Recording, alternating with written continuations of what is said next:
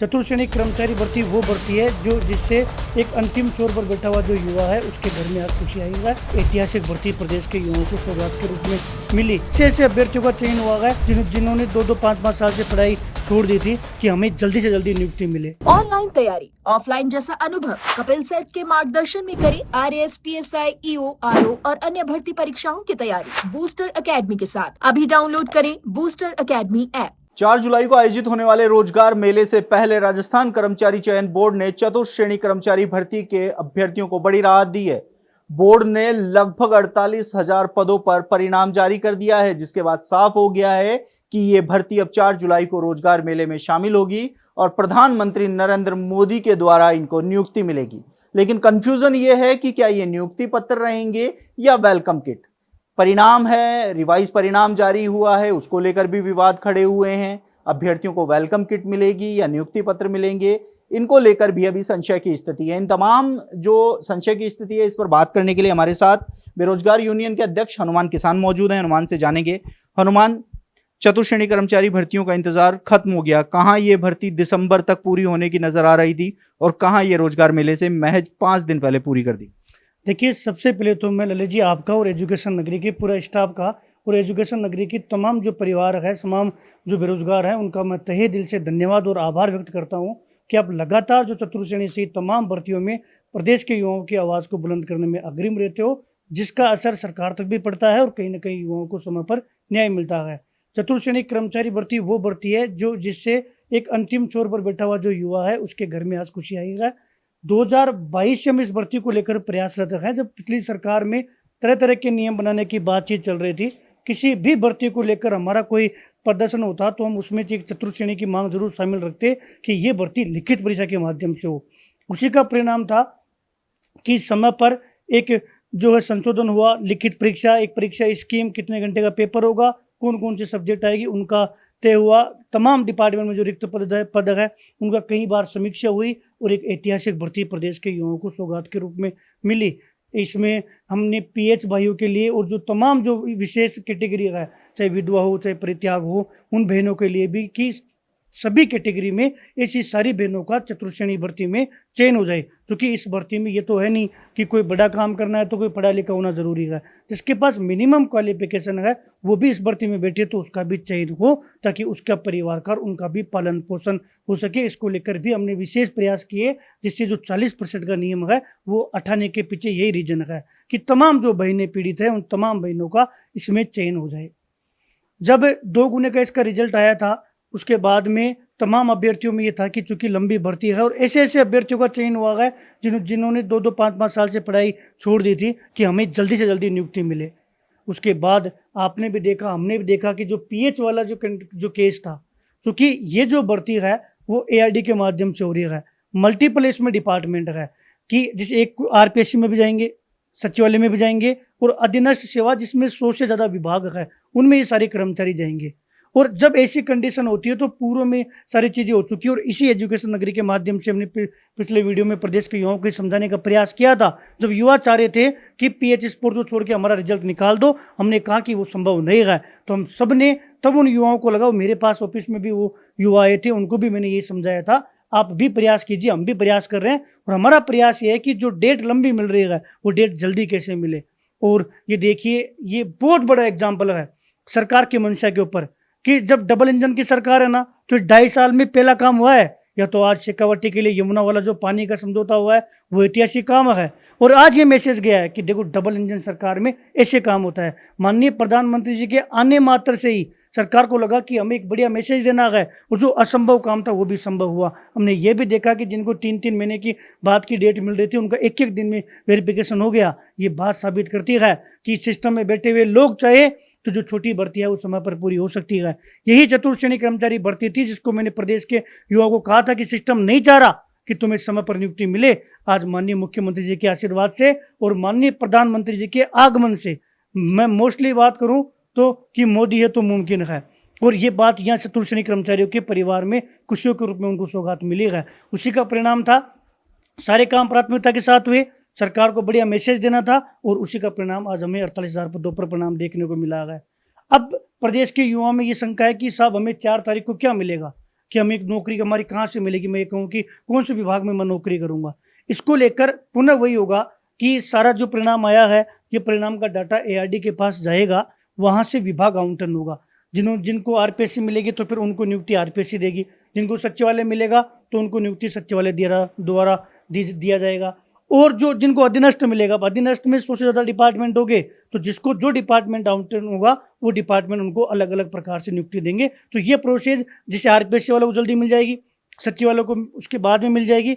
अधीनस्थ सेवा में कई लोगों को महीने भर का, कई को 2-2 महीने का समय मिलेगा। लेकिन जो आपका और हमारा ये लक्ष्य था कि दीपावली इनकी शुभ होनी चाहिए, तो आराम से अब इनको महीने 1.5 महीने में सबको नियुक्तियां समय पर मिल जाएगी। तो इनको क्या वेलकम किट मिलेगी या नियुक्ति पत्र? देखिए कंफ्यूजन लगातार कुछ दिनों से बना हुआ है कि क्योंकि अभी विभागों का बंटवारा होना है, तो ऐसे में क्या वेलकम किट मिलेगी, इनको रोजगार मिलेगा? देखिए, इनको वेलकम किट ही दिया जाएगा। इनमें से जो टॉपर है या कुछ जो विशेष अभ्यर्थी है उनको तो माननीय प्रधानमंत्री जी के हाथों से भी वेलकम किट मिल सकता है। बाकी जो तमाम है उनको जिले वाइज कि जो अपने अपने संभाग में या जिले स्तर पर जो भी इनकी व्यवस्था होगी उसके अकॉर्डिंग केवल और केवल वेलकम किट मिलेगा।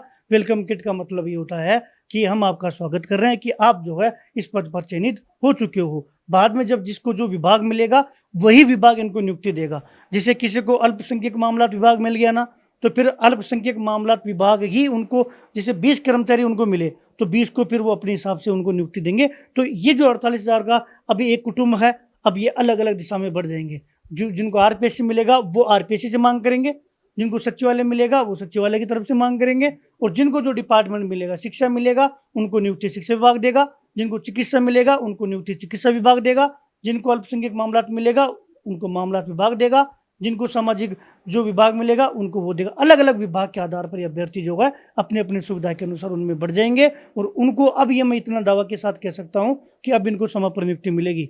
साथ में कई अभ्यर्थियों में शंकाएं थी, कई अभ्यर्थी बार बार ये कहते थे कि जैसे हम वेटिंग के लिए, हमारा शुरू से प्रयास था, मैंने कई बार देखा है कि जैसे एजुकेशन नगरी का काम यह है कि कोई भी पीड़ित है जिसके आंसू है उसके आंसू पहुँचना, जो पीड़ित है उसकी आवाज़ को बुलंद करना, ताकि ज़्यादा से ज़्यादा को न्याय मिल सके, ज़्यादा से ज़्यादा परिवार में खुशी आ सके।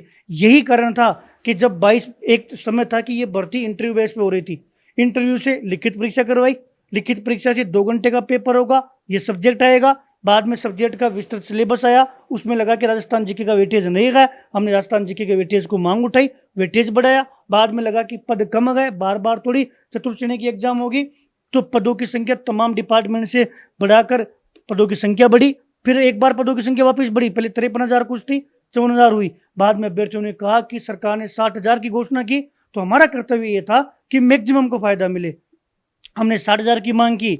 नई साल को भी खून से माननीय मुख्यमंत्री जी के नाम से पत्र लिखा, उसके बाद में 2 या 3 बार समीक्षा हुई।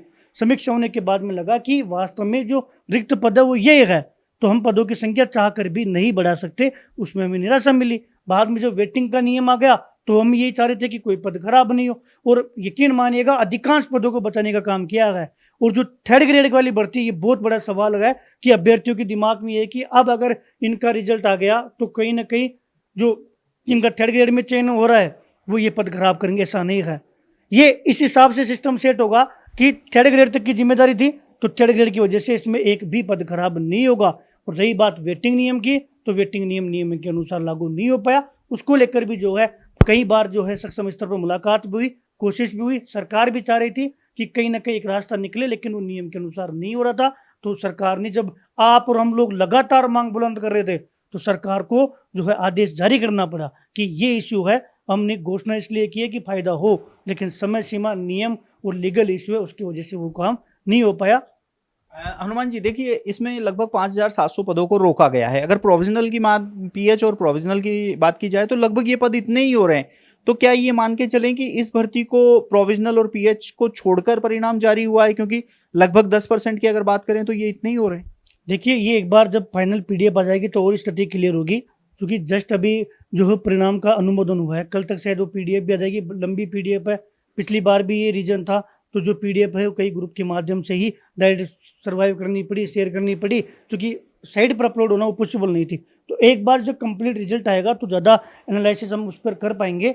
फिर भी मैं ये कह रहा हूँ कि अगर जिसे 5,000 का परिणाम रोका गया तो ये भी ये नहीं है कि इसको लंबे समय तक रोक दिया जाएगा। एग्जाम्पल, जिसे पशु परिचर में रोक दिया गया, नहीं, यहाँ समस्या ये है विभाग आवंटन की। विभाग आवंटन की वजह से आपको मैक्सिमम लोगों का वो रिजल्ट जारी करना पड़ेगा। उदाहरण के लिए पिछली भर्ती एलडीसी भर्ती में एक आध बच्चे रहे थे, उनके कारण भी कर्मचारी चयन बोर्ड रिजल्ट नहीं निकाल रहा था। तो हम जो है बीकानेर जाकर धरना हमने दिया, स्पेशल टीम बनी और स्पेशल वो जल्दी से जल्दी उन पीएच भाइयों का वेरिफिकेशन हुआ, डाटा गया, तब कंप्लीट रिजल्ट आया, तब एआरडी ने विभाग आवंटन किया था। क्योंकि 2018 की 21 की बात है, तब इसमें ये हो गया था कि विभाग आवंटन के समय आपने जो पद होल्ड किए और आपने विभाग आवंटन कर दिए, तो बाद में विभाग को बच्चे कोर्ट में चले गए और पुनः विभाग आवंटन करना पड़ा था। तो जहाँ तक है कि एआरडी और जो संबंधित विभाग है वो ये गलती नहीं करेगा कि अभ्यर्थी बाद में कोर्ट जाए। और एक अभ्यर्थी जैसे आपने उसको उदयपुर पोस्टिंग दे दी, अब वो उदयपुर सेट हो गया, आप 2 महीने बाद में कह रहे हो कि हमसे गलती हो गई थी, हम आपको दोबारा डिपार्टमेंट चेंज कर रहे हैं, अब आप कोटा जाओ। तो वो एक बार वहाँ माइंड सेट उसका हो जाता है तो समस्या आती है, और वो विसंगति उसके बाद में कभी उस गलती का दोहराना नहीं हुआ। तो मैं यही मान के चल रहा हूँ कि ये जो बाकी का है इनका भी अधिकतम समय है, मान लीजिए जुलाई में आराम से इनका रिजल्ट आ जाएगा और इनको साथ मिलकर ही विभाग का आवंटन होगा। हनुमान जी देखिए, परिणाम के अनुमोदन से पहले रिवाइज रिजल्ट जारी हुआ है। अब अभ्यर्थी लगातार हमसे संपर्क कर रहे हैं कि लाखों का बदलाव देखने को मिल रहा है। एक अभ्यर्थी की तो 19 लाखवीं रैंक थी जो 19,000 पे पहुंच गई। एक अभ्यर्थी की रैंक में लगभग 1.5 लाख का बदलाव हो गया। ये बदलाव कैसे हुआ? काफी कंफ्यूजन वाला है। रिवाइज रिजल्ट जारी हुआ, लाखों की रैंक में बदलाव होना, कुछ अभ्यर्थियों की, सभी की नहीं, कुछ अभ्यर्थियों। देखिए कई सारे केस हमारे पास भी आए हैं कि अभ्यर्थी जो है उस पूरे रिजल्ट का, देखिए जब रिजल्ट जारी होता है तो उसमें क्योंकि लंबा रिजल्ट है, बड़ा रिजल्ट है, तो एनालिसिस करने के बाद में पता पड़ता है कि कोई विसंगति है, ये क्या इशू है। 8-10 केस हमारे पास भी आ चुके हैं। एक बार तमाम जो केस है उनको हम क्रॉस वेरीफाई करेंगे और कुछ ऐसा इश्यू होगा तो हमें दिक्कत ही नहीं है, क्योंकि ललित जी और एजुकेशन नगरी हमारे साथ है। तो वापस पुनः आपके माध्यम से उस आवाज़ को बुलंद करेंगे और जो कर्मचारी चयन बोर्ड के अध्यक्ष साहब हो, कर्मचारी चयन बोर्ड हो और सरकार हो, इनसे जवाब लेंगे और अगर गलत होगा तो वो स्पष्टीकरण जारी करेंगे उसके पीछे क्या रीजन है। जैसे 19 लाख का 19,000 आ गया तो कर्मचारी चयन बोर्ड को उसका जवाब देना पड़ेगा और हम आपके माध्यम से उसका जवाब लेंगे। उससे अच्छा क्या है, एक बार पूरा जितने केस है उसका एनालिसिस हो जाए और पूरा डाटा मंगवा रहे हैं। और आपके माध्यम से मैं पुनः कह रहा हूँ, अगर किसी अभ्यर्थी के पास और भी कुछ हो तो आप डायरेक्ट ललित जी को एजुकेशन नगरी या फिर हमारे तक पहुँचाए, ताकि हम उसको एक बार क्रॉस चेक करके उसकी आवाज़ बुलंद कर सके, जो आपके दिमाग में जो सवाल है, जो डाउट है, जो शंका है, उसका समाधान करवा सके। बिल्कुल, बहुत बहुत धन्यवाद हनुमान जी। देखिए, रोजगार मेला कहीं ना कहीं युवाओं के लिए सौगात भरा रहा है। इस भर्ती को जहां दिसंबर तक पूरा होने की संभावना जताई जा रही थी, लेकिन प्रधानमंत्री नरेंद्र मोदी के आगमन से पहले ही 48,000 परिवारों में खुशियों का माहौल आ चुका है, क्योंकि इनके परिणाम का अनुमोदन हो चुका है और जल्द ही जो पीडीएफ जारी हो जाएगी। ऐसे में अब देखना होगा कि 4 जुलाई को इन अभ्यर्थियों को वेलकम किट भी दिया जाएगा। तो वहीं रिवाइज परिणाम के बाद जो विवाद खड़ा हुआ है, वो विवाद कब खत्म होता है, इन अभ्यर्थियों की नियुक्ति कब तक होती है, ये तमाम सवाल हैं जिनका आने वाले समय में जल्द ही जवाब मिल जाएगा। आप देखते रहिए एजुकेशन नगरी, मैं हूं ललित वर्मा।